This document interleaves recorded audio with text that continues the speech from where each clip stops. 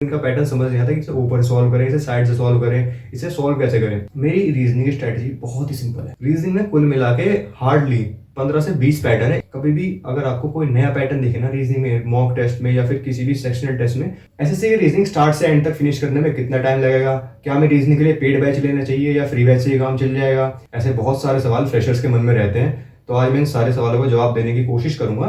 मैं जो रीजनिंग की स्ट्रेटजी आज बताने वाला हूँ ये बहुत ही सिंपल, बहुत ही शॉर्ट और बहुत ही इफेक्टिव है। लोगों के पास बहुत बड़ी बड़ी स्ट्रेटजी होती है कि ये बुक फॉलो कर लो, ये सर फॉलो कर लो, ये चीजें फॉलो कर लो, ये मॉक टेस्ट दे लो। मेरी रीजनिंग की स्ट्रेटजी बहुत ही सिंपल है। बट उससे पहले मैं बताना चाहूंगा कि इस वीडियो में मैं क्या क्या कवर करूंगा। इस वीडियो में मैं कवर करूंगा कि रीजनिंग कहाँ से करी जाए, पेड करी जाए या फ्री करी जाए। सेकंड पॉइंट में टच करूंगा कि रीजनिंग में कॉमन मिस्टेक्स क्या होती है जिससे लोगों के मार्क्स कम हो जाते हैं रीजनिंग में। थर्ड में टच करूंगा how to maximize your score, मतलब जिसका स्कोर रीजनिंग में लोगों के स्कोर अबव 40 रहता है, 40-45, लेकिन रीजनिंग एक ऐसा सब्जेक्ट है जिसमें इजीली 50 आउट ऑफ 50 स्कोर किया जा सकता है। तो क्यों ना किया जाए, अपना स्कोर मैक्सिमाइज कैसे किया जाए, जो आप 40 से 45 के बीच में है उसे 50 तक कैसे ले जाया जाए। नेक्स्ट चीज है टाइम मैनेजमेंट इन एग्जाम, कि रीजनिंग के सेक्शन को कितना टाइम दिया जाए एग्जाम में और कैसे अपना टाइम बचाया जाए रीजनिंग के पेपर में। सो पहले बात करते हैं सिलेबस की। सिलेबस कहाँ से करें, पेड करें या फ्री करें। देखो रीजनिंग को इतना टिपिकल सब्जेक्ट नहीं है कि उसके लिए अलग से एक पेड बैच लिया जाए। आप इजीली फ्री बैच से भी रीजनिंग कंप्लीट कर सकते हैं। तो रीजनिंग के लिए बहुत सारे टीचर्स हैं यूट्यूब पे, पूरा का पूरा कोर्स अपना फ्री में डाला हुआ है।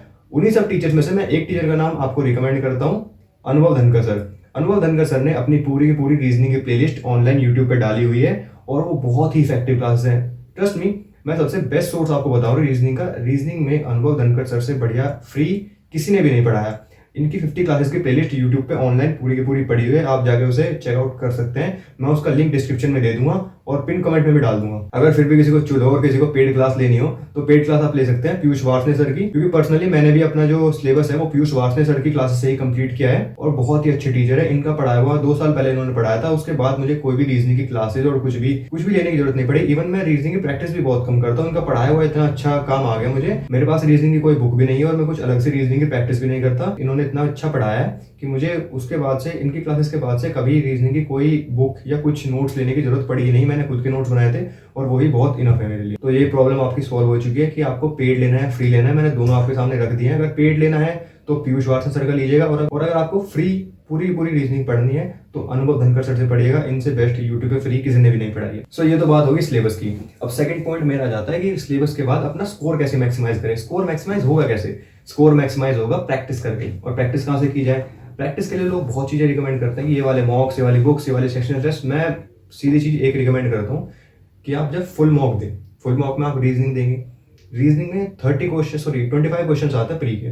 जब आप उन 25 क्वेश्चन में से करें, हमेशा ऐसा होगा कि आप 25 में से 25 शायद ना कर पाए, हमेशा ना कर पाए। तो जब भी आप जो भी क्वेश्चन ना कर पाए, सपोज आप 3 क्वेश्चन नहीं कर पाए, बार एक रीजनिंग की अलग से कॉपी बना लो और उसमें वो 3 क्वेश्चन लिख लो।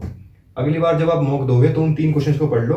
अगली बार जब आप मॉक दोगे फिर आपके 2-3 क्वेश्चन ऐसे मिलेंगे कि जो नए पैटर्न के होंगे या फिर जिनका पैटर्न आपको समझ नहीं आएगा, वो पैटर्न नोट कर लो। जैसे बहुत सारे लोगों को क्यूब में डिफिकल्टी होती है, जो वो क्यूब होता है ना कि 3 इधर पैटर्न 3 इधर पैटर्न, इस वाले क्यूब में लोगों को बहुत डिफिकल्टी होती है और इनका पैटर्न समझ नहीं आता कि इसे ऊपर सॉल्व करें, इसे साइड से सॉल्व करें, इसे सॉल्व कैसे करें। रीजनिंग में कुल मिला के हार्डली 15 से 20 पैटर्न है, इससे ज्यादा पैटर्न नहीं है। जब आप मॉक सॉल्व करने लगेंगे ना, लोगों की बहुत कॉमन मिस्टेक यही है कि वो रीजनिंग का पेपर देख तो लेते हैं कि अच्छा ये वाला, इसमें ये वाला पैटर्न फंस रहा था, उसे नोट नहीं करते। ये बहुत कॉमन मिस्टेक है। कभी भी अगर आपको कोई नया पैटर्न दिखे ना रीजनिंग में, मॉक टेस्ट में या फिर किसी भी सेक्शनल टेस्ट में, उसे तुरंत नोट डाउन करो अपनी कॉपी में।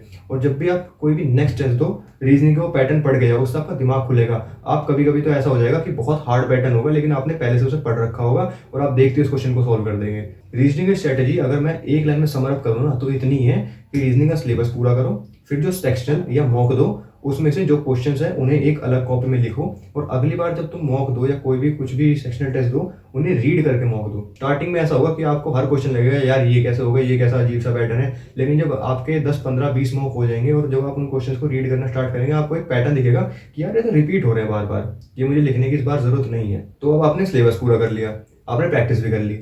अब बात आती है कि मॉक में रीजनिंग को कितना टाइम दिया जाए। अगर मैं आपको अपना पर्सनल बताऊं तो मैं रीजनिंग को देता हूं 15 to 18 minutes max to max. अगर बहुत ही हार्ड रीजनिंग है ना तो मैं 20 मिनट्स देता हूं। जैसे ही 20 मिनट्स का मार्क क्रॉस होता है ना, मैं रीजनिंग में चाहे एक क्वेश्चन बचा हो चाहे 4 क्वेश्चन बचे हो, मैं शिफ्ट करके नेक्स्ट पे मूव कर जाता हूँ। मैं पहले इंग्लिश सॉल्व करता हूँ, फिर मैं जीके सॉल्व करता हूँ, उसके बाद मैं मैथ सॉल्व करता हूँ, और उसके बाद जो 2-4 मिनट 5 मिनट में सेव करता हूँ मैथ वैथ से, वो मैं जाकर दोबारा रीजनिंग के उन क्वेश्चंस पे लगाता हूँ। मैं मॉक को 4 सेक्शन टाइमिंग के हिसाब से ऐसे बांटता हूँ। मैं रीजनिंग को देता हूँ 15 to 18 मिनट्स, जनरल अवेयरनेस को देता हूँ मैं ओनली 5 मिनट्स, इंग्लिश सेक्शन को देता हूँ मैं 7 से 8 मिनट, और मैथ को देता हूँ मैं 25 मिनट। तो इन सबको करने के बाद भी मेरे पास 4-5 मिनट्स हमेशा मॉक में बच जाते हैं, और वो मैं दोबारा जाता हूँ मैथ और रीजनिंग के क्वेश्चन करने के लिए जो मैंने छोड़ दिए हैं, जो मेरे से छूट गए हैं या जिन पे मुझे डाउट है। तो ऐसा करने से मेरा स्कोर मैक्सिमाइज हो जाता है और मुझे गलती के चांसेस बहुत कम रहते हैं। एक बहुत कॉमन मिस्टेक लोगों की ये भी है कि वो रीजनिंग को बहुत ज्यादा टाइम दे देते हैं। रीजनिंग को आपको टाइम देना नहीं है, रीजनिंग से आपको टाइम बचाना है मैथ के लिए।